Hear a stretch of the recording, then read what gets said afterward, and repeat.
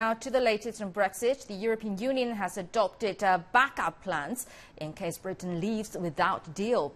The move aims to protect the air transportation and financial markets. The bloc also promised that British citizens living in Europe will keep their residence rights if the UK reciprocates. Meanwhile, the British government is ramping up its own plans for a no-deal Brexit. It's preparing for shortages of medicine and food. But major British business groups have warned that a no deal will be disastrous for the British economy. Richard Bestick has the details. Should Britain crash out of the European Union without some kind of deal next March, all cross-border agreements will be null and void. Massive tailbacks of freight lorries at British ports feared as Britain moves to being an outsider for the first time since joining the trade bloc 45 years ago. Question marks hang over the UK's financial districts. Supplies of medicines and food are in doubt, and the Defence Ministry is ordering 3,500 troops on standby.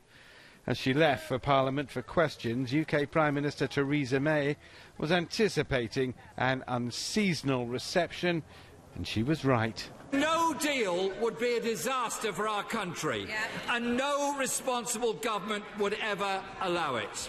There is a deal on the table, but Parliament doesn't like it, and May is trying for EU concessions to win support. We will set out what is achieved in our EU discussions when we return in the new year, when we have had those discussions, when we bring those assurances back. When Parliament will vote on a deal it appears it doesn't like, or a so-called no-deal Brexit. The consequences of no deal are considered so chaotic.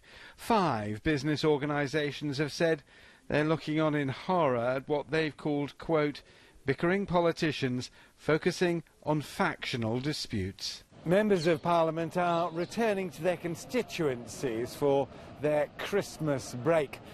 Is it possible that Santa will bring them some Brexit ideas for when they return in the new year and start the whole thing all over again just nearer that March deadline? Richard Bestick, CGTN, London. And for more on Brexit, earlier we spoke to Tom Brooks, an analyst who's also Dean of Durham Law School. He explained the reasons behind UK Parliament members' opposition to the deal. So there's several reasons why members of Parliament have been against the deal. So the easier section to understand, perhaps, are those who were for Remain. Most members of Parliament had wanted Britain to stay in the European Union. Of course, the British public had voted 52% to leave. And those who were for Remain have often held the Prime Minister to her word that any Brexit deal that she would have would treat all parts of the UK equally. They would all benefit from this plan, and that there would be no lessening, no restrictions on current rights enjoyed. And there's a lot of concern that her Brexit plan would do just that. The more complicated bit, the perhaps less expected part of this, comes from those who are for leave. And they've actually been the most vocal against Theresa May's plan. And what they have been saying, both those who are for a more softer Brexit and those who are for a harder Brexit, is that the Prime Minister has not been living up to her own words, her promises to have that clean break.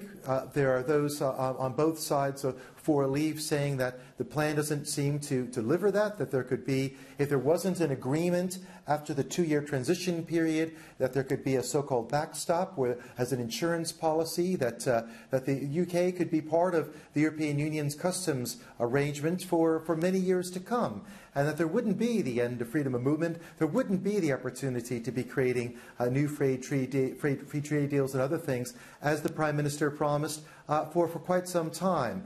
So the 29th of March might be when the Brexit process starts, but it would be far from necessarily the end of it. And they both have really been pushing from different angles to get her to effectively agree on those promises that she made, which I think is a difficult thing for her, given that they seem to be contradictory.